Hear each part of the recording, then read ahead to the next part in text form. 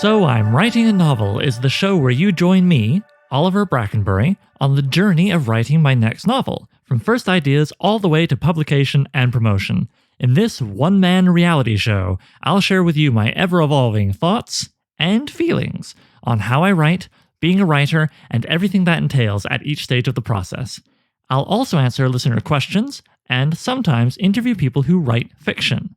If you're the kind of person who likes to learn how things are made and get to know the people making them, then this is the show for you.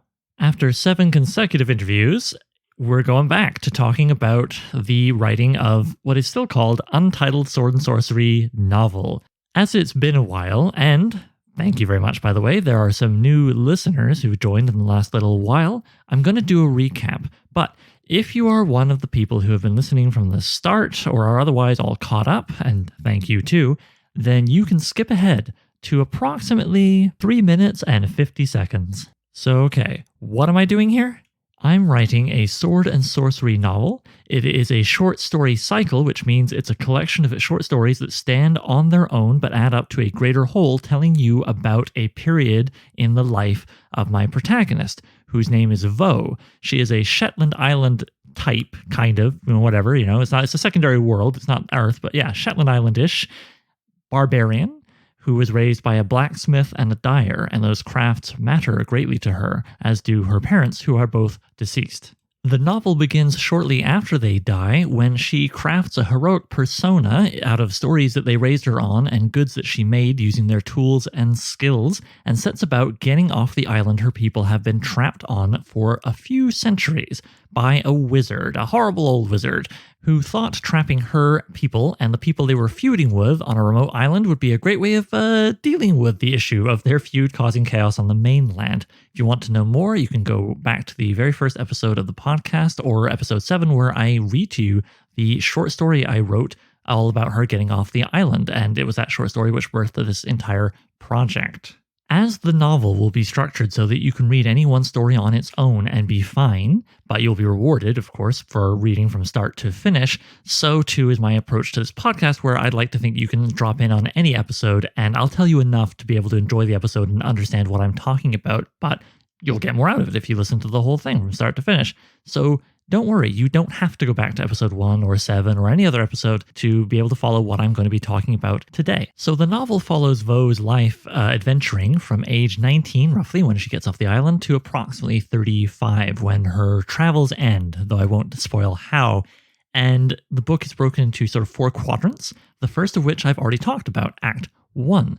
Covered in episodes before this one. You can go to the website, so I'm writinganovel.com, and it's all there for you. But all you really need to know today is that Act 1 is all about young Vo trying to become a capital H hero, like in the stories she was raised on. And by the end of Act 1, in a story called Disgrace the Stone, she is given good reason to be cynical about the concept of heroism, and decides to turn her back on it. She decides, instead of trying to serve others and bring about satisfying resolutions to all of life's issues, she will instead serve herself and maybe live life a little differently. Now, this is a big move I've been looking forward to. I'm getting into the second quadrant, Act 2, Part 1. Act 2, overall, is the most explicitly sword and sorcery part of the novel. The first half is primarily inspired, or, the leaping off point for me, by Fritz Leiber's Fafhrd and Grey Mouser stories. Yeah, it's no coincidence that I had someone as knowledgeable about those stories as Michael Curtis on for an interview right before this episode. But like I said, you don't have to have listened to anything before today, so I'll just say Fafhrd and Grey Mouser are a big guy, little guy, pair of best buddies who are thieves in a city called Lankmar, which was pretty much the original, certainly in contemporary fantasy fiction, fantasy adventure city. These stories were a big influence on much of the fantasy that came after, as well as the creation of Dungeons and Dragons. Once you know to look for their influence, you'll be surprised how many places you find it. You'll find it in my book, naturally. However, how much will you find? Am I doing like an homage here? Am I doing like a straight satire where the characters are plainly, mirror versions of Fafhrd and Grey Mouser and Lankmar? Or do I just want to take a little bit from it? Some of the swashbuckling tone and the theme of like loyalty and friendship being the core of things, and yeah, that kind of stuff. Well, let's see how I figured it out. Yes, it's time for that transparent look at my process thing, which this podcast is built around. Cracking open my ever so Canadian denim-coated notebook in which I've been outlining this novel, I see that it was July 20th of 2021 when I was finally able to go, okay, yeah, let's figure out what we're doing in the first half of Act 2. Why is Act 2 split in half? Well, partly that's a screenwriter brain thing of mine. It's a common way of organizing feature films is to have Act 2 be split in half so you can have a precise middle of the film and there's rising and falling actions and all that stuff. But this is not a screenwriting podcast, so I'll just say my having done a lot of screenwriting influenced my decision to split Act 2 in half. The other thing was I knew the entirety of Act 2 was going to be a love letter to the most iconic sword and sorcery kind of protagonists, and obviously Conan comes to mind, and the back half is basically going to be the Conan half. Now, even though the public at large, their awareness of any sword and sorcery protagonists after Conan drops sharply, that doesn't change the fact that it's not all about Conan. And in my opinion, based on my studies of the last few years, in terms of the amount of stories and the amount of influence and the quality of those stories, I would say Fafhrd and Grey Mouser are sort of the other half. There are many other names and heroes who are marvelous, and I will discuss them in the future of this podcast, but I just don't think anybody else comes as close to Conan's impact on fantasy fiction and so forth as Fafhrd and Grey Mouser do. I'm also a big fan who's read all of their stories, many of them more than once, and for the purposes of my story, I also think it would be really fun to go into something lighter than Conan's stories after the first act, which is not particularly dark, but it's a coming of age thing where Vo is predominantly living kind of a lonely life. And so I love the idea of giving her a best friend to have some adventures with. And to have her in an urban setting after her kind of just wandering, mostly the countryside for Act 1. So I knew this was something I wanted to do virtually from the beginning of the project, virtually from when I went, hey, this short story could be a novel. And I've got notes on my Grey Mouser, as I call them, in quotation marks, as early as late June 2020. I also chose roughly what kinds of stories I thought I wanted to tell and created a little arc where they become friends, and by the end of this half, they kind of have a falling out. Then I chose to focus on Act 1 because that needed to be outlined. But every time I had a thought that I figured, that could go well with, the first half of Act 2, I would just put it down, label it Act 2, Part 1, and just put a line in the stray thoughts pages of my notebook that I use as kind of a catch-all for stuff that I'm not ready to do something with, or I don't know what I'm going to do with it yet. Sidebar, if you're the kind of person like me who really enjoys seeing the notebooks of creatives and how they organize them and so forth, I have a picture-heavy, detailed post all about this denim notebook. It's free. You don't have to join to read it. Over near the very beginning of the posts, on patreon.com/so I'm writing a novel. Yes, I've got a Patreon. I've got a podcast. I am a modern man. But yeah, if you do wind up loving the podcast and want to support my producing it as well as support my writing the novel, because any additional funds beyond the expenses of running the podcast go towards things like purchasing research materials or eventually paying for art commissions or paying a story editor to help me polish the story and so on and so forth, that would be lovely. There's all kinds of rewards. You'll see it there, patreon.com/so I'm writing a novel. Anyway, by July 20th, 2021, I had finished outlining the individual stories of Act 1, and it was time to get started on Act 2, Part 1. Where would I begin? Would it be with figuring out Vo's best friend? Would it be with a big world-building exercise in the city, my Lankmar? No, though both of those things are coming up right after this. I'm very excited to talk to you about them. What I needed to do at this point was to get my head around the story of Act 2, Part 1. I already know it's going to be this friendship, right? But and there are a bunch of little details, kind of like the details I try to work out for each one of the short stories individually that make up this whole novel. I kind of needed to take a similar approach, I felt, to just get my head around it, because I'd been building up to it for a while and I had all these loose notes. It'd be very easy to get lost and maybe a little confused in what I'm trying to do unless I did a big sort of organization up front. So I literally just wrote down, this is the story, got a red pen, put a square around story, of their friendship. Perhaps Vo's first really powerful adult friendship coming to her in the back half of her 20s here. She's 24, 25-ish when she shows up at my Lankmar. The perspective perspective, I thought at this point I understood what it would be, and I'll tell you, spoiler,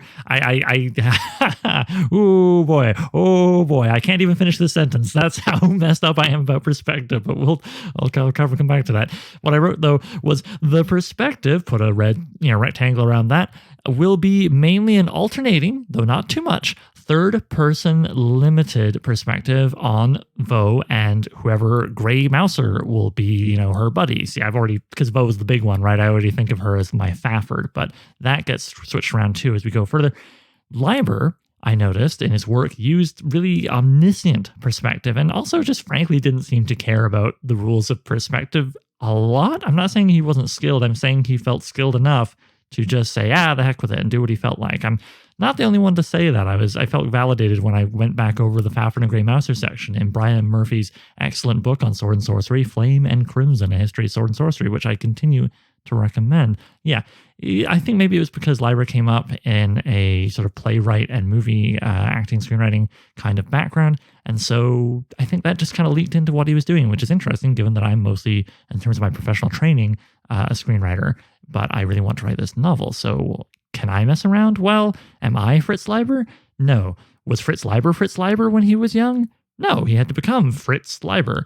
But this novel is already pretty ambitious in how it's deviating from a fairly standard novel format, which I've done a couple of times and will do again in the future. No judgment, obviously.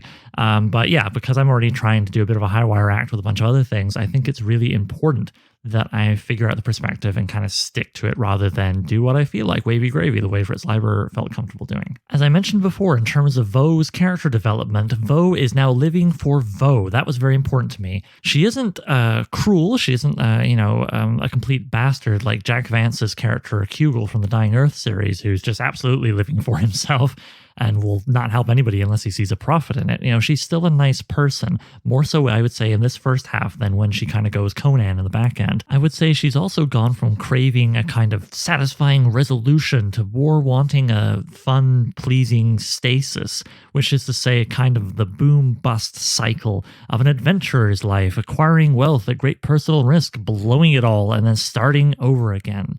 The only thing that consistently arcs upward in this sense for her is her appetites for more adventure and more violence and more treasure and so on, which is what builds to things kind of popping and bringing us over into the Conan back half of Act 2. In fact, the next thing I wrote down and then put big red pen around was Vo gets more comfortable with violence, slowly but surely, until she starts to make her Grey Mouser, in quotation marks I wrote down, uncomfortable. And then she goes full Conan, which, if you've ever read a Conan story, dude is not afraid of cutting down 10 men if that's what he needs to do. Whereas in the Fafford and Grey Mouser stories, although there is some variation given that Leiber wrote them over the course of 50 years of his life, generally speaking, those guys are not what you would call bloodthirsty. They will fight to defend themselves. They will kill a guard if they have to.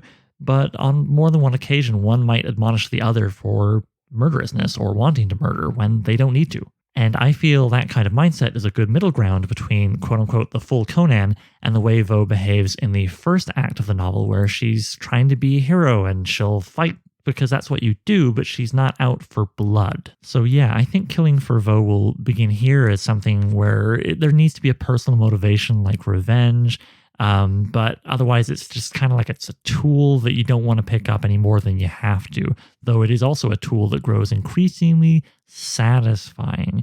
Maybe she's moved past quote-unquote heroic ideals and constraints, but not as far past her desire for resolution as she thinks, since killing certainly does put that person's life to an end, whether or not it resolves your problems. Well, something cycle of violence. So, okay, Vo is living for Vo. She craves a kind of circular stasis of adventure and need and fulfilling that need.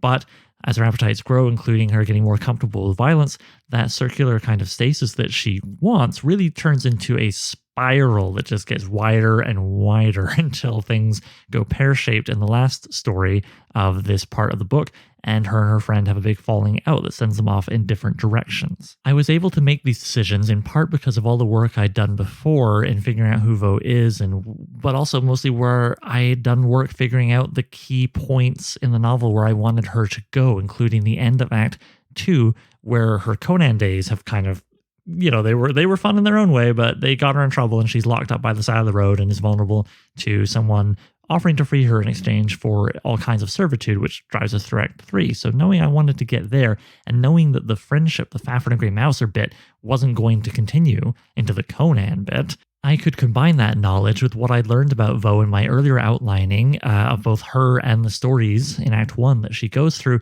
to figure out these kinds of wants and trajectories for her, which brings me to the last word that I chose to put in red rectangle outline, which was trajectory. I knew the trajectory of this thing, with its highest point being either kind of just before or maybe even in the story where Vo and quote-unquote Grey Mouser part ways.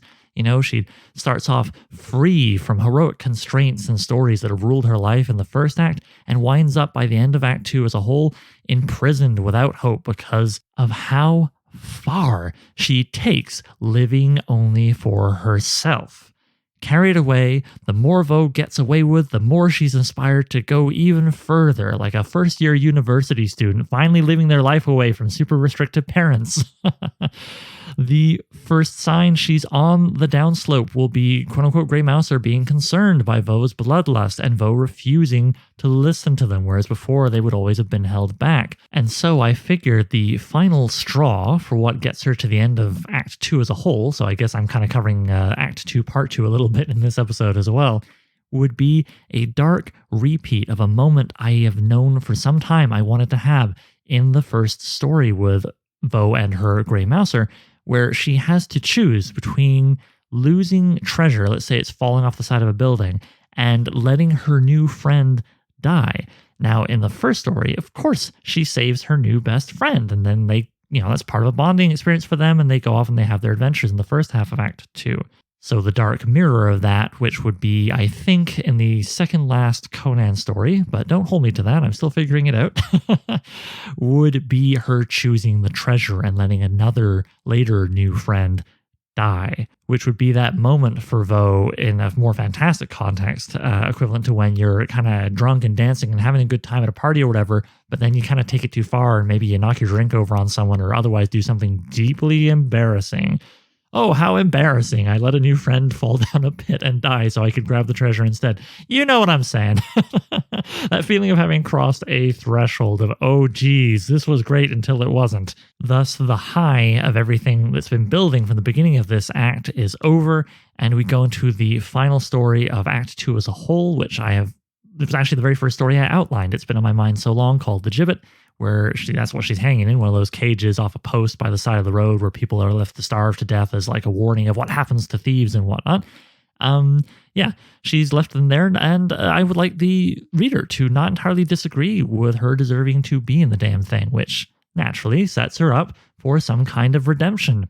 Does she get it or not? Well, that's another story, and that's basically the story of Act 3. Making myself write all this stuff out, stuff that I have been thinking about in bits and pieces here and there for months, over a year for some of the bits and pieces, was kind of like how, for some people, taking notes by hand is a way of really drilling it into their brain when they're in a class or other instructional setting of some kind. Well, that's what I was doing here, except that I was both the instructor and the student, because I had to organize all this stuff and turn it into a little lesson for myself, the writing out of which would better drill it into my head so I could better understand the stories I was going to be trying to tell and how they fit into the larger narrative of both the act and the book as a whole. And it also created a nice reference document that I could go back to anytime I would be feeling lost, which is a very valuable thing to have, let me tell you. So I think that's all I really need to get into in detail, though if you think I missed something or just want to know more about something, by all means, hit me up with a question by emailing it to soimwritinganovel@gmail.com. But I will quickly mention what I did to finish this little reference document where I wrote down literally these words to myself, right? I wrote, so okay, let's 1. Review the stories we've chosen, and then 2. List the stray thoughts entries we have for this bit, tagging each with the story we think they'd fit in. Then 4 and 5, let's design Lankmar in quotation marks and Grey Mouser in quotation marks in whatever order feels right, followed by outlining the first story. Maybe do a Leiber language study right before that outline. Usually when I create a little workflow for myself like that, a little list of tasks for what's up next, I'll do it on a Post-it note because I probably won't need it after I've done it. But I knew I would be talking about this on the podcast, and so I wrote it on the actual notebook pages so that I could see my own process months later when I talked to you about it. So there you go. The podcast has very much reached the point where it's influencing my note-taking, which is a novel experience for me because I have never transparently discussed the process of my outlining and writing a novel on a podcast before. So yeah, I did that. I rewrote down my list of the stories. The first one I thought was going to be Vaux's prostitute crew heist and becoming friends with quote-unquote Grey Mouser. Well, the friendship still happened and Grey Mouser in quotation marks still happened. But yeah, prostitute heist, which I won't get into here. I've talked about it before. Yeah, that is not the first story. You'll learn what that is when I get to there, probably right after I talk about building a best buddy and building a fantasy city for these stories to take place in and with. In what order did I do those things? Well, as I see in my notes here from a little bit later, I try to date every time I write down on the page, again, to help me understand how I did the damn thing. I wrote, people are more important than places, gosh darn it. So let's draw up our Grey Mouser, and unlike the POV protagonist characters I drew up for each of the individual stories of Act 1, I told myself, let's be sure to give her/them a name up front, as I'm not always good about that. Her and Vaux are meant to complement each other, so maybe I said to myself I should review my notes on where I thought Vaux would be in Act 2. So I did that, rewriting them down on these pages so I have everything all together, and often I found in the act of rewriting, not only did it drill into my head, but it would lead me to think, hang on, with the knowledge I have now, as opposed to when I made those notes earlier, I might actually change these aspects of Vaux, etc. And it led me to making some new ones, like how, this city, as I saw it in my mind, would be the opposite of where Vaux is from. It's multicultural, it's luxurious, it's diverse, it's full of variety, and it's connected to the world. In my mind, it's a port and a center of trade, So I thought, hang on, I should probably look at the cultural iceberg diagram, but not fill out too much in advance. Let each story kind of tell itself kind of thing. And maybe I learned new things about the culture and so on from the thing. What's the cultural iceberg diagram? I will link to that in the show notes. It's a very useful world-building tool. In a nutshell, it's a diagram with like a list of a bunch of things that you could easily see on the surface about any given culture, and then the majority of things about that culture are below the surface. It's a pretty straightforward metaphor, handy thing to look through, not as a checklist where you have to touch upon every single thing in a story, but as is often the case I find with checklists related to writing, it's a great set of writing prompts that might get your imagination going. And finally, when I was like, well, what am I going to base the city on? Or what am I going to draw upon? Maybe other things. Well, I'm going to get into that with the episode devoted to it. So I'll just close by here with my fun realization at the end of my opening book 2 outlining work. I went, hang on, think about all of the friggin' research I did on Lagos, Nigeria, where I was going to set a novel until I decided, long story short, that novel was not a story really for me to write. I'll tell you more about that and the whole thing of designing and building a fantasy city to set a bunch of stories in 2 episodes from now, because next episode is going to be all about building a best buddy who will also be a protagonist alongside Vaux. And yeah, I'm going to wrap this up a little early. Episodes aren't usually this short, but I feel like I covered a lot today. And if you're like me and you listen to a lot of podcasts, having an episode of one that you follow be a little shorter, a little more bite-sized is not the worst thing, because hey, cool, you got through that episode. Now you can hop over to another one for another show, or you can hop over to the beginning of the archives if you're a new listener and check out the beginnings of this podcast, which I strongly recommend from my completely unbiased position. So I'm Writing a Novel features original music by Gloria Guns and is hosted by yours truly, Oliver Brackenbury. If you'd like to submit a question, then please email it to soimwritinganovel@gmail.com. Bonus points if you record yourself and send me an MP3 I can cut into the show. Doesn't have to be fancy, using your phone is fine, just keep it clear and concise. You can also holler at the show on Twitter. Look for @so_writing, that's @so_writing. Please consider sharing the show with anybody who might like it, leaving a review on iTunes, and checking out patreon.com/soimwritinganovel. Patrons get to be thanked in the final novel, listen to episodes of the podcast a week early, and even enjoy a bonus podcast called So I Wrote a Novel, where I read and comment on chapters of previous works, starting with my first novel, Junkyard Leopard. Thanks for hanging out with me, and I'll see you soon.